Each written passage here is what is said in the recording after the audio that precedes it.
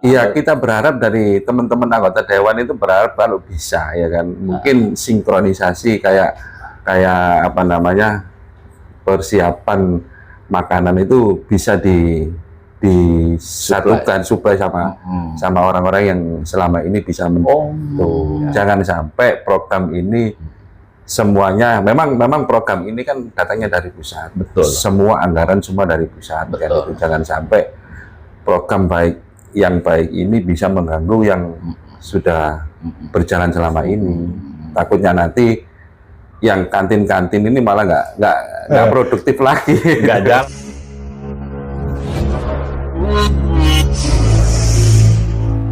Dulur, bersama saya Trisna Lulung kembali di podcast Judas, ngobrol santai tapi bernilai.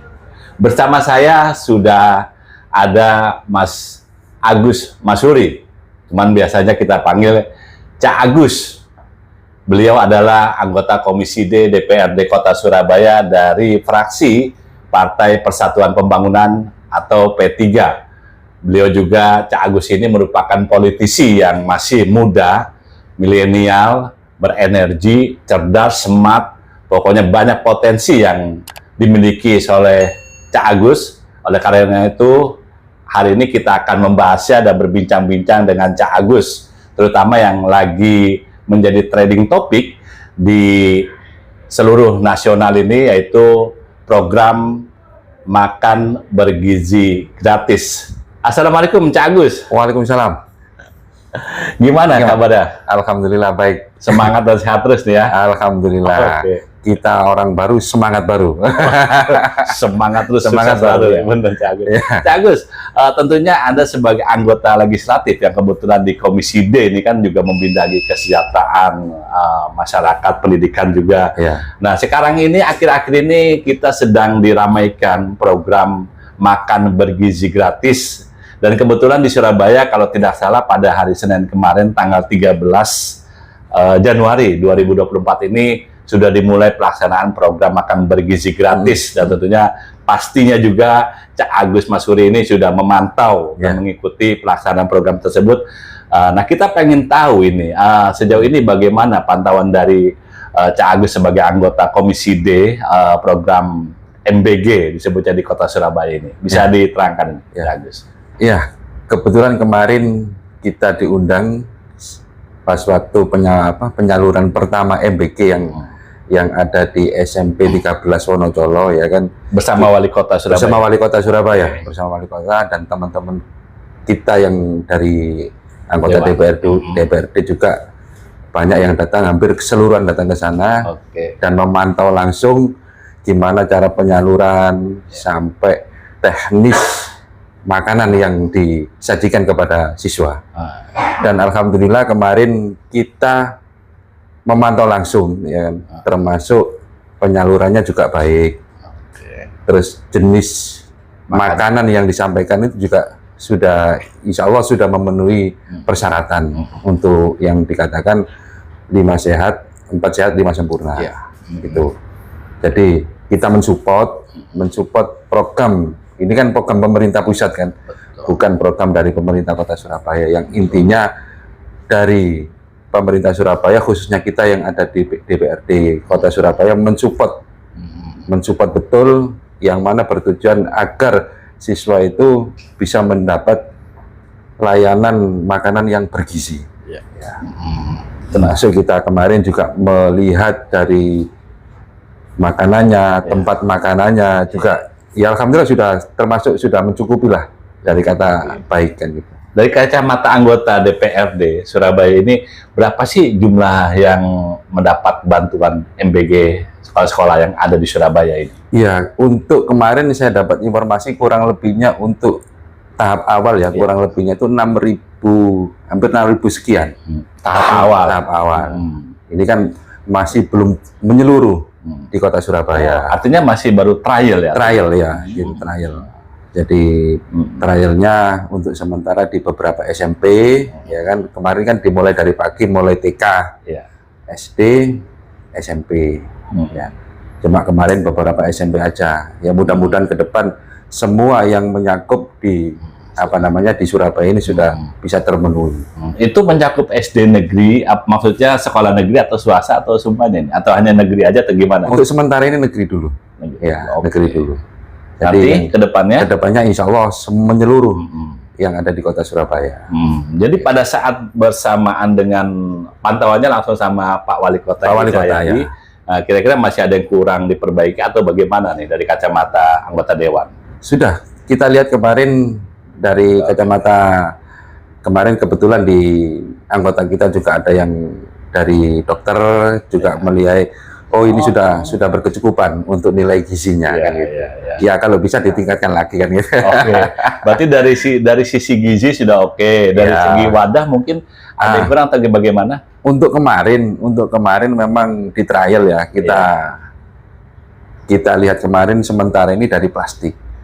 Tapi dari pemerintah juga sudah menyiapkan tempat khusus ya kan yang bentuknya stainless ya kan, yang mungkin ke depan nanti plastik itu akan diganti dengan stainless yang bisa dibuat berulang-ulang.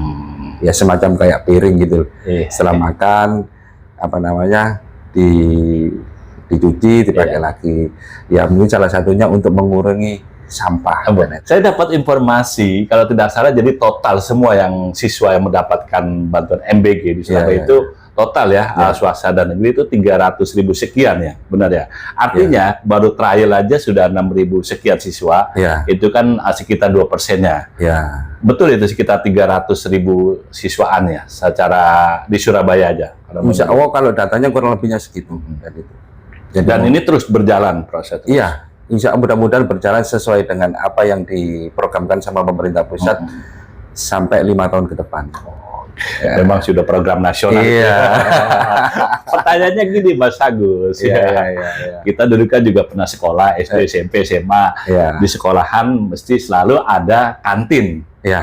Ketika ada program makan bergizi gratis, siswa sudah kenyang. Dari pandangan anggota Dewan, kira-kira ada efek dan dampak terhadap kantin-kantin yang ada di sekolah ini? Bagaimana ini? Kemarin kita juga berharap dengan jangan sampai dengan adanya program yang baik dan bagus ini dari pemerintah pusat bisa mengganggu bisa mengganggu yang sudah eksis di sekolahan. Ya contohnya di kantin kan itu.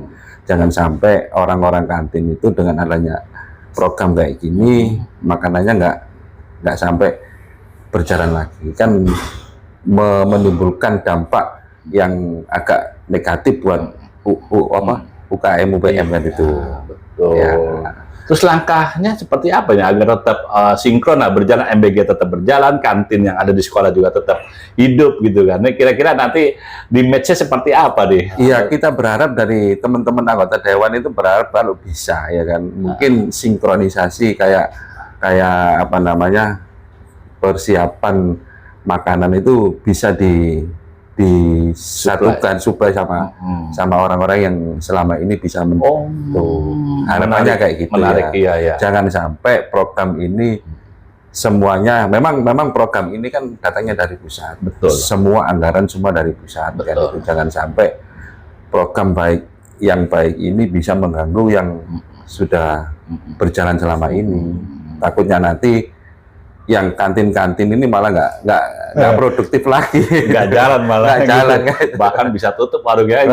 Kasihan juga mereka butuh. Sedangkan dari pemerintah Kota Surabaya sendiri kan kepinginnya UKM ini kan lebih bergairah lagi. Kita tahu pemerintah kota sendiri sedang beberapa tahun terakhir ini kan sedang mengembangkan UMKM. Menarik tadi Cak Agus bilang bisa katakanlah kolaborasi lah penuh dengan kantin-kantin yang sudah eksis di sekolah. Nah kira-kira itu bisa dijalankan ya sebenarnya ya, agar kantin juga bisa ikut program nasional lah seperti MBG itu, jadi nggak mati gitu usahanya. Iya harusnya bisa, makanya kita perlu kajian-kajian lebih itu agar supaya ini kan jangan sampai itulah ibaratnya mengganggu. Kemarin juga ada, belum lagi yang kalau di sekolah SD, SMP bahkan sudah ada yang jual-jual di luar sekolah itu. Nah itu apakah juga bisa digandeng untuk membantu misalkan suplai beragam, kan banyak macam menunya, nggak tiap hari harus menu yang satu itu aja biar nggak bosen kan gitu. Kira-kira bisa nggak nih Cak Agus membaca yang pelaku-pelaku usaha di luar sekolahan ini? Itu. Harusnya bisa, karena apa? Ya contoh siswa itu kan kalau kasih makanan, apalagi tiap hari kan, gitu.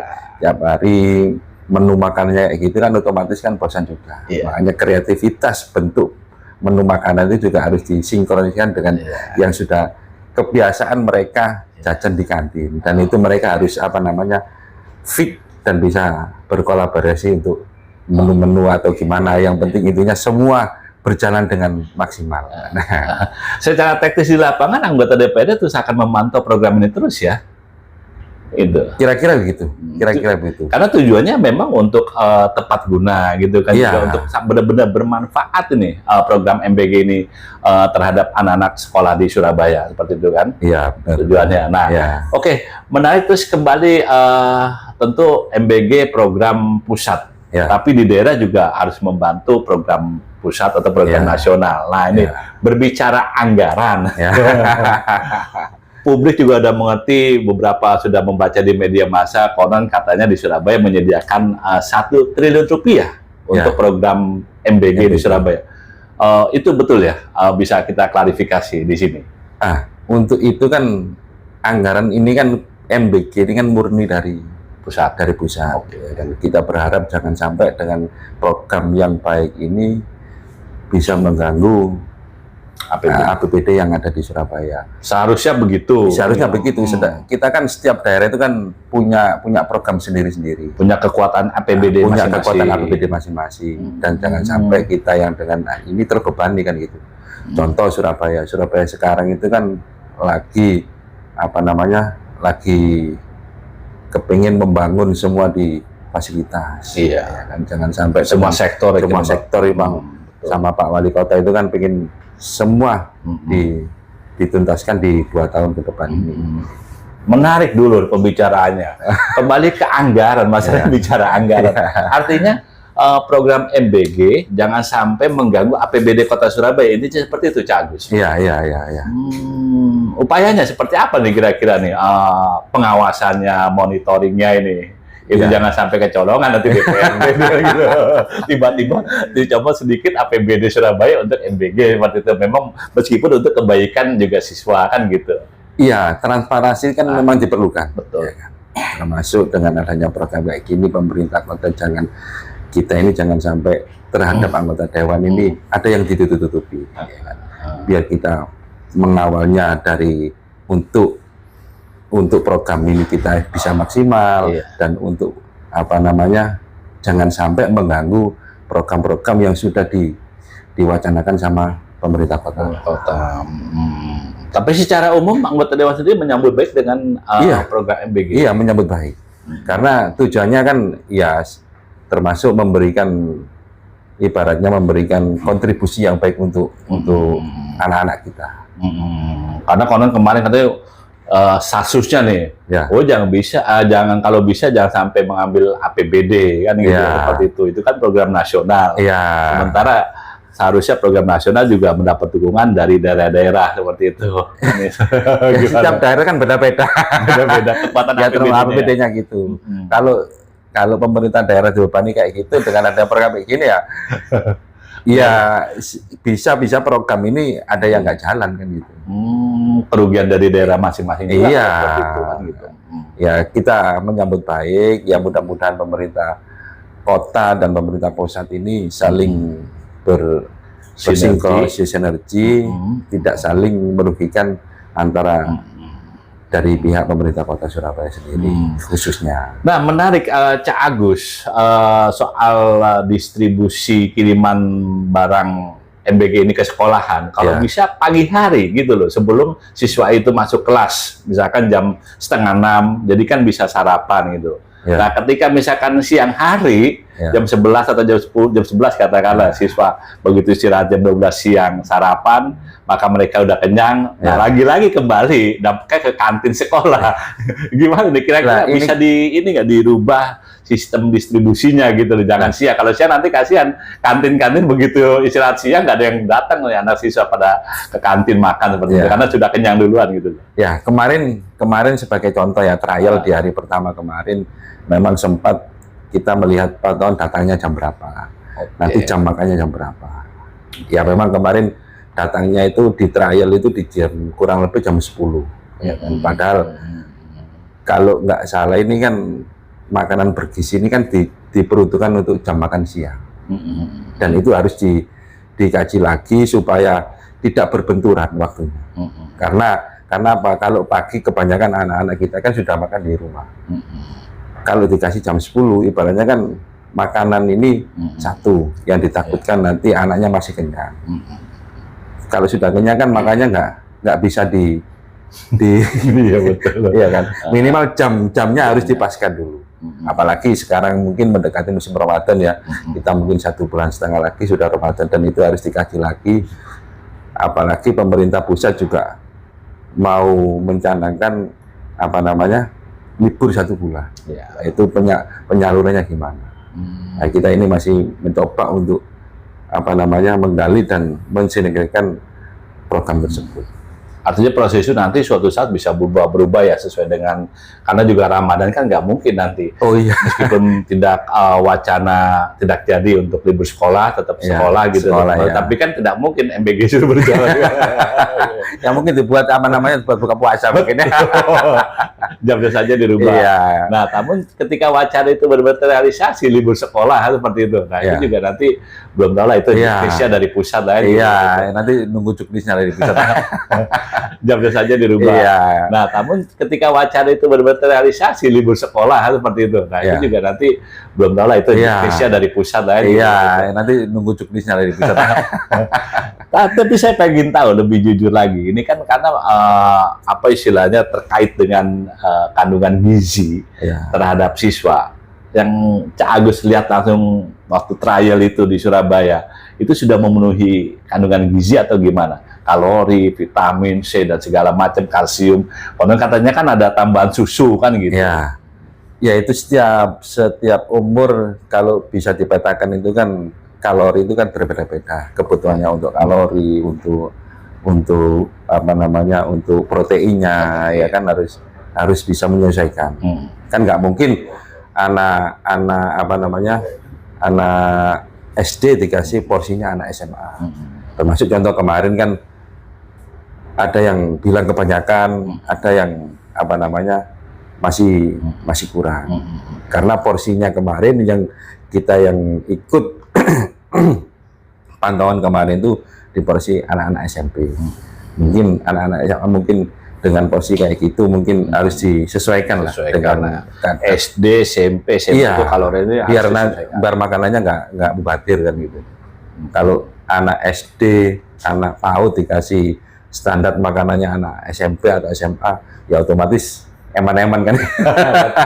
Kak Agus, pengen tahu ini dapur umumnya di mana? Hanya satu tempat aja atau dibagi-bagi kira-kira kayak gitu? Kalau boleh tahu gitu kan. Kemarin sempat kita nanya itu sementara ini sementara ini ada tempat khusus ya kan yang memang itu diperuntukkan dapur untuk pengelolaan untuk MBG. Itu ada khusus di tempatnya. Itu ya, tentu Pemkot ya yang melaksanakan itu ya. Ya dari pemerintah pusat, bukan dari Pemkot, dari pemerintah pusat. Oh, petunjuknya dari pemerintah pusat. Oke. Baik, Cak Agus, artinya secara umum DPD Surabaya memandang program MBG. Saya tegaskan lagi program MBG di Surabaya ini berjalan sudah sukses, sudah oke atau gimana? Untuk tahap awal ini, saya rasa sudah mendekati sempurna lah.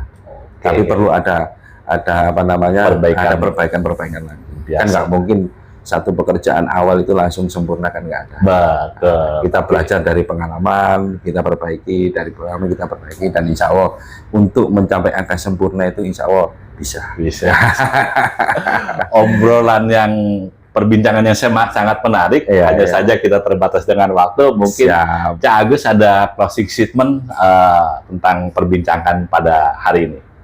Ya, mari dengan adanya program yang baik dari pemerintah ini kita sambut, karena untuk kepentingan anak-anak penerus kita, untuk kemajuan Indonesia yang lebih baik lagi. Terima kasih banyak Cak Agus Masuri. Siap. Dulur, Cak Agus Masuri, anggota Komisi D DPRD Surabaya yang juga politisi P3 Kota Surabaya.